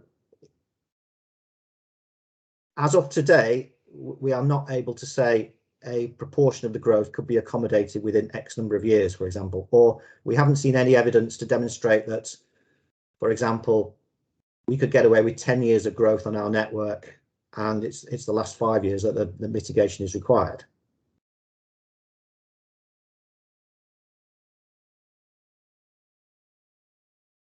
Okay, thank you. Does the council wish to respond on anything that they've just heard? If I may, Ma'am, the latest draft which you have is something I did by way of amendment to the draft you have pre-circulated. And I'm very happy to include any further wording that would be appropriate in that policy, and very happy to discuss it with Ms. Burgess. So I make that offer now. The other thing is, we need to remember, we're awaiting, this is about the policy approach, this review policy. We are awaiting the outcome of 2 major DCOs, one of which is a long way off yet, in terms of the Lower Thames Crossing, and Junction 28, which hopefully will be next year. The outcome of those processes is very important, actually, to the way in which one approaches mitigation at these junctions, for obvious reasons. So we have an unknown outcome in relation to those 2. In terms of timing, it's growth in the local plan is going to be underway before those projects even get sign-off for the purposes of Commission. Long way ahead. The imperative for local planning authorities to get a plan in place to facilitate growth and provide much needed housing is so important that not to have one in place will have repercussions not only for housing delivery, but also for the way in which housing delivery occurs. And it should be of much greater concern to Highways England that major proposals will come forward, as it were, outside the parameters of the plan, because there is no plan, which is up to date, through which it may not be possible, actually, to require those contributions to strategic infrastructure to be made. So Highways England may find itself in a much worse position than it would be in coming to a decision now to accept that design solutions are possible and to accept the fact that as a matter of common sense, these design solutions are going to have to be staged over the period of the plan. But to suggest that the first few years of growth should not occur without interventions, I think is overstating it. So it would be entirely appropriate in my submission for this to proceed on the basis of a commitment to an early review that provides a suitable framework for these strategic highways issues to be considered in the context of not only the growth which is being promoted through this plan, but also the additional growth which will ensue through the review, which is of course extremely important from Highways England's point of view. So whatever conclusion one makes about the adequacy of the solutions being promoted at this stage, they are bound to change, and bound to change pretty quickly as part of that review process to accommodate the further growth, to take into account the changing circumstances in the provision by government of much needed highways, strategic highways projects, and to take into account any changes in background growth over that period of time. So it seems to me entirely logical to proceed on this basis. Thank you, Mr. Shadoravian. If I could then task Ms. Burgess, and if you can come up with your wording as soon as possible, if you can work jointly with, if at all possible, with the council to come up with some agreed wording that you're both content with, that would be really useful. And if we could have that by preferably now, but I'll give you a little bit of time to work it up. If we could have it by tomorrow at the latest, that would be really, really helpful. And you know, thank you very much for obviously making that offer to assist with that wording. What I was going to do as well, sorry, I've just got Mr. Robinson, you've put your hand up, just bear with me. If you can also include the county council in on that, because obviously there could be impacts on the local network as well. Mr. Robinson, is there anything you want to add to the discussions? Yeah, as we indicated, we'd be in agreement in principle to the early review policy. But having reviewed the draft, we would like to see, given the importance attached to sustainable transport information and interventions in the transport evidence, we'd like to see specific reference to sustainable transport in that policy. And also, as I think has already been inferred, that there are some larger applications waiting to come forward. So if the review could happen as soon as possible, that would be advantageous. Yeah, we will be deciding. It's something we will discuss probably as part of outstanding matters, the logistics of timing, etc. Because it would be a quick review. It would need to be, but obviously we need to take on board political sort of timescales in order to understand from Brentwood's perspective what, how long it takes to do certain things. But it would be shorter than 5 years, let's just say that, because it would need to be, it has to be.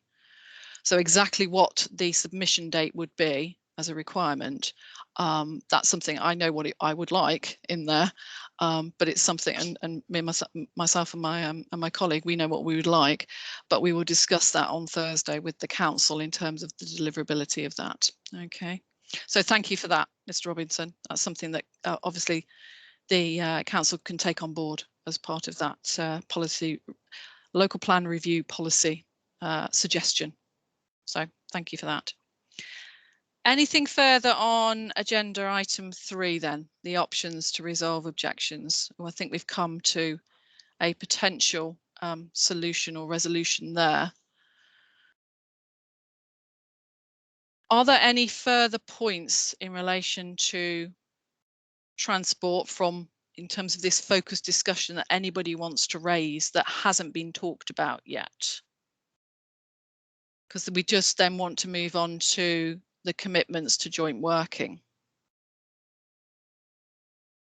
We know that there is a commitment there between the 3 organisations to continue this joint working. I just wondered whether there was any form of written agreement about the joint, whether there was a memorandum of understanding or some form of just written agreement about this continued joint commitment, because sometimes having that commitment that can be made at officer level or even at the political level to ensure that there is continued engagement and working together to try and resolve some of the outstanding issues that Highways England has got. Obviously, this local plan review policy, if it goes into the plan and we move forward on the plan, it doesn't stop those conversations. So we just want to understand that there is going to be a guarantee of a continued commitment to that joint working, because it has to keep going. It has to just keep moving on. So I didn't know whether there are any mechanisms in place that made it a bit more formalised, or whether it is very much the goodwill of each of the participants that these conversations are happening. So, Mr. Shadravian. Well, Ma'am, it is a matter of goodwill. We are all creatures of statute, and we have responsibilities to the general public and to each other. So that although there is no formal mechanism in place, I think first and foremost, you can assume that each of the authorities concerned here, Essex, Highways England and Brentwood, will discharge its duties responsibly and will continue with that engagement. In that behalf, I think there is no harm in having a short statement of intent to that effect if the other parties are willing to enter into that and sign it along with us. And we could provide that in due course. Okay, thank you. Any other comments? Just from Highways England's point of view, yes, of course, we're more than happy to continue with the engagement. And whilst you're aware that we have been having twice weekly meetings with Brentwood, one of those meetings has also been attended by the County Council as well. So they've been fully engaged with that ongoing collaboration. And is it proposed that that ongoing sort of, twice weekly sort of timescale would continue, or would it be dependent upon exactly what work was required and what discussions were needed to be had? I think probably Mr. Quilter would be best placed to answer that. For me, I would suggest that we continue as we have been in the short term, and then maybe we come to agreement as work progresses about the frequency that we need to meet. Okay, thank you. Anything to add, Mr. Quilter? No, and I would agree with Ms. Burgess on that one. Yeah, and in terms of we're happy to continue that commitment as well. And I think at the key milestones which we can work towards, we can then review that position and decide on the appropriate timeframes to continue those discussions as appropriate. So yes. Thank you. Mr. Warden, do you have any further questions? We're coming to the end of the agenda now, or we have come to the end of the agenda. Anything further? Any other questions you want to ask? No, I don't have any questions. I just make a point that in looking at the additional wording that might go into that potential review policy, just have regard to existing wording within the local plan policies as it stands, because it is possible, and I just say it is possible, that what you might be seeking might be there in part anyway on some of the strategic allocations, if that's the concern. So and also I presume that is mainly the strategic issues that are of concern. So just have regard to the other policies in local plan when you finalise your wording that you're going to put back to us. And I don't have any further questions. Thank you, Mrs. Wright. Okay, thank you. Yes, no, that was a very good point. The review doesn't stop other matters being brought forward. What we want to make sure is that key elements that are outstanding, such as meeting, the objectively assessed needs, etc., and the outstanding issues around highways are considered as part of the review. They must be considered as part of the review. It doesn't stop other elements being considered at all as part of the review. So yes, we do want it to be a very tight policy, potential policy, should again we move forward. No decision on that has been absolutely made yet. On that basis then, unless if anybody has anything further to add, then please say so now. Could I, Mr. Warden? Sorry. Sorry, Mr. Wright, I was just going to say, just before we conclude, we ought to just give last chance for a comment, which I think you come into in respect of the council to the council. Yeah. Just to conclude on what the council might wish to make at the end of the meeting. Yeah. Thank you. Well, first of all, I was just going to ask if there was anything anybody else wanted to add, and then I was obviously going to come to the council as the end because it's the council's plan. So whether the council had anything further they wanted to add to what we've heard today. So is there anybody else at the moment got anything further that Highways England or the County Council wants to add to anything that we've heard? No. Okay. Final say then to the council, the Borough Council. Anything you want to add? I don't think there's anything I need to add, ma'am, other than to say that what we've heard today doesn't signify in any way, shape or form that the plan as a whole is unsound. I would welcome Ms. Burgess's contribution. If I could have something from her this afternoon, if it's sent to Mr. Quilter in first instance, that would be very, very helpful. And also circulated to Mr. Robinson as well. So I can have Mr. Robinson's feedback. And then I'll attempt to get something drafted up this afternoon and circulated in time for tomorrow. Lovely. That'd be really helpful. Okay. So far as Mr. Warden's comments about existing policies and allocations, I quite clearly understand the point he's making there, not least because, of course, interventions are identified in those policies. And they affect the way in which those allocations can come forward. And so they will need to be kept under the review as well in the context of any review because of the cumulative impacts of development. Thank you. Thank you. But again, just to reiterate, the local plan review policy, we only want the key elements. It's not to be a long list of what needs to be reviewed, because there will be consequential changes if it will just happen organically. Indeed, to be fair. Absolutely.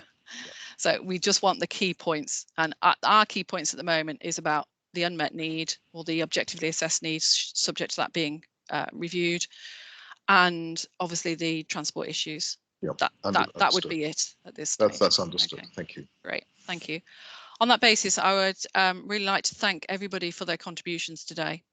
It's been really, really helpful for ourselves, for myself and my colleague, to understand what the concerns were and what the and that the concerns are still there, and what the actual outstanding issues are, and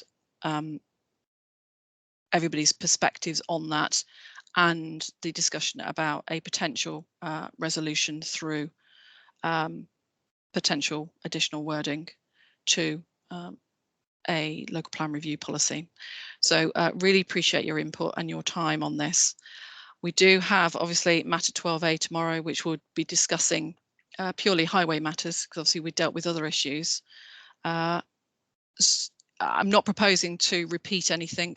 There are obviously other participants in the room tomorrow who I would imagine are either watching this now or will be watching it later when it goes on, the full extent of it goes on.